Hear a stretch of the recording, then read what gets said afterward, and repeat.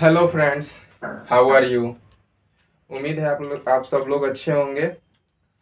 आज हम लोग NCERT maths class 10th chapter 8 introduction to trigonometry exercise 8.1 का क्वेश्चन नंबर 8 देखने वाले हैं। क्या देखने वाले हैं? क्वेश्चन नंबर 8 देखने वाले हैं। If 3 cot a equal to 4, question number 3 क्या कह रहा है? If 3 cot a equal to 4, check whether 1 minus tan square a upon 1 plus tan square a क्या है? थीटा। यानी कि जो राइट एंगल ट्रायंगल बनाएंगे उस पे पॉइंट ए पर हम लोग थीटा यानी एंगल को बनाएंगे। Equal to cos square A minus sine square A, यानी कि ये टर्म और ये टर्म इक्वल होगा और नॉट, यानी कि नहीं होगा। तो चलिए शुरू करते हैं हम लोग। सबसे पहले तो एक राइट एंगल ट्रायंगल बना लेते हैं। चलिए बना लिए, नाम कर लिख लीजिए ए बी सी, ठीक ना। अब क्या है कि हम लोग इस स्टेटमेंट को सॉल्व करते हैं, ठीक है। 3 क्या है? 3 cot a इक्वल टू 4। अब यहाँ देखिए 3 cot a के साथ मल्टीप्लाई हो रहा है तो 4 के साथ डिवाइड हो जाएगा। तो cot a इक्वल टू 4/3, ठीक है। cot a equal to 4/3। तो अब देख लीजिए cot थीटा का फॉर्मूला क्या होता है? cot थीटा का फॉर्मूला होता है, cot थीटा का फॉर्मूला बताइए, base upon perpendicular. Base upon perpendicular, ठीक है। तो अब हम लोग ए के पास थीटा लेने के लिए कह रहा है ना, तो यहाँ ए के पास थीटा ले लेते हैं। तो एंगल के सामने का जो साइड होता है बीसी, वो हमारा परपेंडिकुलर, एंगल से लगा हुआ साइड ए बी जो होता है वो हमारा बेस, और परपेंडिकुलर और बेस को जो लाइन जोड़ता है वो हमारा हाइपोटेनस, ठीक है। तो चलिए बेस हम लोग का क्या हो जाएगा? 4, क्योंकि b इक्वल टू तो 4 दिख रहा है, तो यहाँ हम लोग 4 लिख लेंगे। परपेंडिकुलर p इक्वल टू 3 दिख रहा है तो यहाँ 3 लिख लेंगे। अब देखिए इस फिगर के अकॉर्डिंग चले तो हम लोग का हाइपोटेनस गायब है, तो हाइपोटेनस निकाल लेते हैं। हाइपोटेनस क्या है हम लोग का? AC।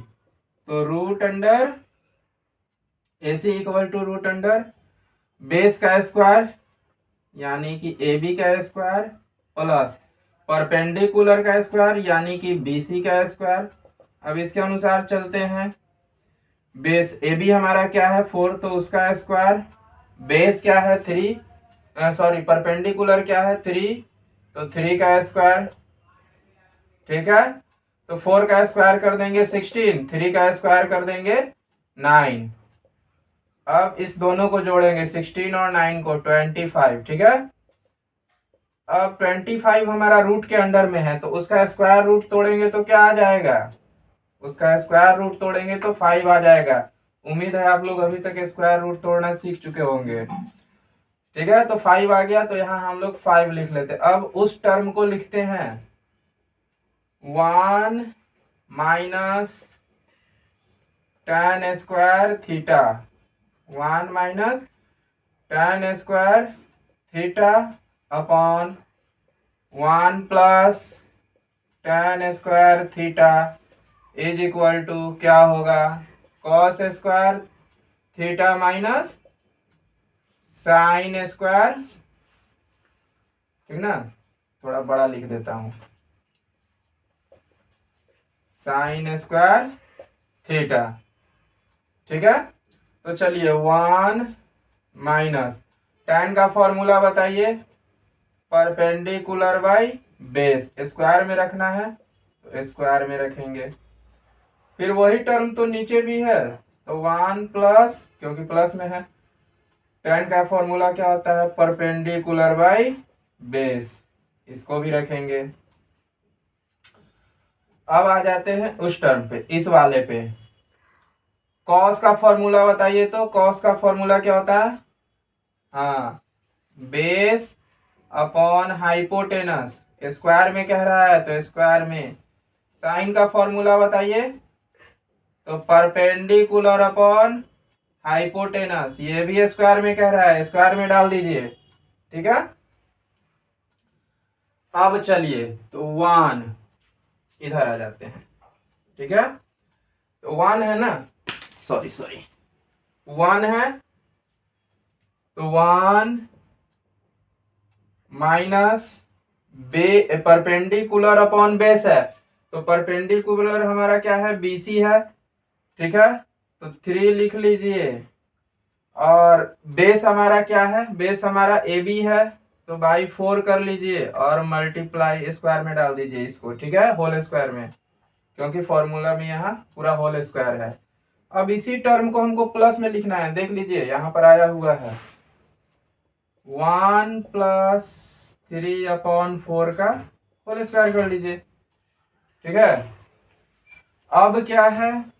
इसी चीज को अब यहाँ देखिए, कॉस स्क्वायर का फॉर्मूला है ना हमारे पास, बी अपॉन एच। तो अब देख लीजिए, बी क्या है हमारा? 4, एच कितना है? 5, ये भी स्क्वायर में है, होल स्क्वायर में ही है, माइनस साइन का फॉर्मूला पी अपॉन एच है, तो पी हमारा क्या है? 3 है, और एच क्या है? 5 है। देख लीजिए, ये भी होल स्क्वायर में है, कोई दिक्कत नहीं है। अब देखिए 1 माइनस 3 का होल स्क्वायर है, तो 3 इंटू 3 9 हो गया, 4 का होल स्क्वायर है तो 4 इंटू 4 16 हो गया। फिर वही चीज यहाँ है, तो 1 प्लस 3 का होल स्क्वायर कर दीजिए तो क्या हो जाएगा? 9 हो जाएगा, 4 का कर दीजिए तो 16 हो जाएगा। ठीक, यहाँ देखिए 4 का कर दीजिए तो 4 इंटू 4 16, 5 का कर दीजिए तो 5 इंटू 5 यानी 25, यानी 4 का होल स्क्वायर और 5 का होल स्क्वायर, माइनस 3 का कर दीजिए स्क्वायर में तो 9, और 5 का कर दीजिए तो 25। देख लीजिए कितना इजीली आ गया है। अब इस टर्म को देखिए, इतना दूर वाले टर्म को, क्या है? क्लास 4 और 5 में पढ़ाया गया फ्रैक्शन का सब्सट्रैक्ट है, तो इसके नीचे 1 छुपा रहता है, तो 1 और 16 का एलसीएम ले लीजिए। 16, इसको इससे मल्टीप्लाई कर दीजिए, 16 को 1 से मल्टीप्लाई कर दीजिए 16, माइनस 1 को 9 से मल्टीप्लाई कर दीजिए 9। फिर वही कहानी यहाँ है, नीचे अपॉन, जो नीचे में लिखा हुआ है अपॉन के नीचे में, तो यहाँ भी नीचे में 1 छुपा है। 1 और 16 का एलसीएम लेंगे तो हमारा क्या आ जाएगा? 16। ठीक है, अब देखिए अब क्या करना है सॉरी, अपॉन में लेना है ना, तो 1 और 16 का एलसीएम लेंगे तो 16। ठीक है, तो इस 16 को 1 से मल्टीप्लाई कर देना है 16, प्लस 1 को 9 से मल्टीप्लाई कर देना है 9। अब यहाँ देखिए 25 और 25 सेम डेनोमिनेटर है, तो एलसीएम सेम ही आएगा, 25 ही आएगा। अब तो जब सेम डेनोमिनेटर होता है, एलसीएम सेम होता है, तो ऊपर का चीज भी सेम रह जाता है, याद रखिएगा। तो 16 माइनस 9। अब यहाँ देखिए, यहाँ हमारा 16 डेनोमिनेटर में है, यहाँ डेनोमिनेटर में है, खत्म हो गया। 16 में से 9 माइनस कर दीजिए 7। ठीक है, और 16 में प्लस 9 कर दीजिए 25 इक्वल टू, अब 16 में से 9 माइनस कीजिए तो 7, और यहाँ तो 25 है ही, 25। अब यहाँ देखिए 7/25 इक्वल टू 7/25 आ चुका है ना, तो यानी कि ये जो हमारा कह रहा था इक्वल होगा कि नहीं, तो यस, क्या? यस, यस लिख करके क्या लिख देंगे? LHS equal to RHS। ठीक है, तो ये था हमारा क्वेश्चन नंबर 8। अगर आपको वीडियो में जो भी बातें मैंने आज समझाई है क्वेश्चन नंबर 8, वो बातें अगर आप लोग को क्लियरली समझ में आ गई हैं, तो जो लोग नए हैं वो लोग प्लीज चैनल को सब्सक्राइब कर दें, बेल आइकॉन दबा दें ताकि उनको नोटिफिकेशन मिलता रहे। और जो लोग पुराने हैं वो लोग like, subscribe, comment and share कर दे और जमकर अपने एग्जामिनेशंस की तैयारियां कीजिए, क्योंकि पढ़ाई के सिवा कुछ ज़्यादा इम्पोर्टेंट नहीं होता। तो हम लोग मिलते हैं नेक्स्ट वीडियो में नेक्स्ट क्वेश्चन के साथ। बाय।